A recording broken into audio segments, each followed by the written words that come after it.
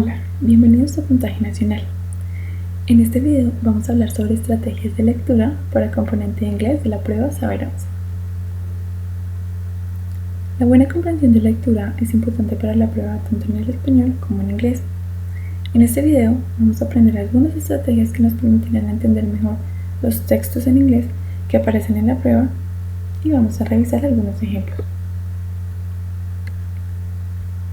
Previewing. Esta estrategia nos invita a revisar títulos, encabezados, fotos o cualquier otro elemento de este tipo para poder tener un sentido de la estructura y el contenido del texto. Previewing es prever, lo que quiere decir que antes de empezar a leer el texto tenemos la oportunidad de ver todos los elementos que forman el conjunto y que nos pueden dar una idea general de lo que se habla en el texto. 2. Predicting o predecir. Utilizar conocimiento previo del tema del texto para hacer predicciones acerca del contenido y vocabulario u otras cosas que podamos saber. Por ejemplo, si en la foto vemos un oso, podemos predecir que el texto va a tratar de osos y podemos traer a memoria todo el vocabulario que nosotros sabemos sobre los ojos, como pelaje, fur, miel, honey. Todo el vocabulario que nosotros tengamos puede venir a nuestra memoria y vamos a estar listos antes de la lectura. 3. Guessing from context o intentando entender por el contexto. Usar conocimiento primordial de la materia y las ideas del texto como pistas para entender el vocabulario desconocido, ya que no podemos buscarlo en el diccionario. ¿Qué quiere decir? Que no tenemos que saber absolutamente todas las palabras del texto.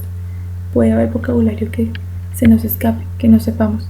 Lo que debemos hacer es leer el resto de la oración o leer otras partes del texto que nos puedan dar pistas sobre lo que quiere decir esa palabra específica que necesitamos entender para solucionar la pregunta. Y finalmente, paraphrasing o el parafraseo, que es detenerse al final de cada sección de lectura para estar seguros de haber entendido, al recrear las ideas con nuestras propias palabras. ¿Qué quiere decir? Que si después de leer el texto yo soy capaz de con mis propias palabras en mi mente interpretar lo que dijo el texto, entonces quiere decir que lo he entendido de manera correcta. Vamos a revisar algunos ejemplos. Tenemos el texto sobre un lobo. Vamos a ver. Aquí los elementos que están resaltados son elementos que nos sirven para el previewing o para prever. Si vemos el título The Ethiopian Wolf y vemos lobos, vamos a darnos cuenta que el texto trata sobre lobos. ¿Qué podemos saber nosotros sobre los lobos de Etiopía? De pronto no sabemos nada, pero conocemos las características de un lobo en sí. Vamos a revisar este otro texto. Estas son las dos pistas del preview, del prever. My Artistic Adventure. Entonces tenemos la palabra artístico y tenemos el dibujo de unos pinceles y de pintura. Lo que nos quiere decir que podemos hablar de una persona, que el texto se va a tratar de una persona que es artista, ya que se está hablando de la aventura artística, mi aventura artística. Entonces sabemos que es un artista que está hablando sobre su experiencia. Ya tenemos una idea previa. Ahora, ¿qué vocabulario se nos viene a la cabeza cuando vemos estos dibujos?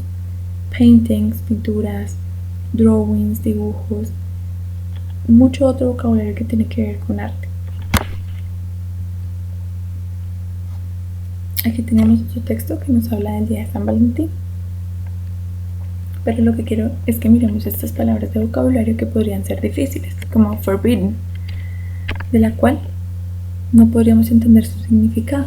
Pero si leemos alrededor, it is said that the king, Claudius II, had forbidden marriage because he thought that only unmarried men made the best soldiers. Si leemos el resto de la oración, nos vamos a dar cuenta que forbidden significa prohibido, estaba prohibido. Entonces, no es necesario saber todas las palabras, pero a veces el contexto nos va a dar la respuesta.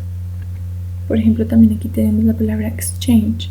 Cuando decimos many people exchange gifts, chocolates, cards, flowers en el día de San Valentín, ¿qué quiere decir?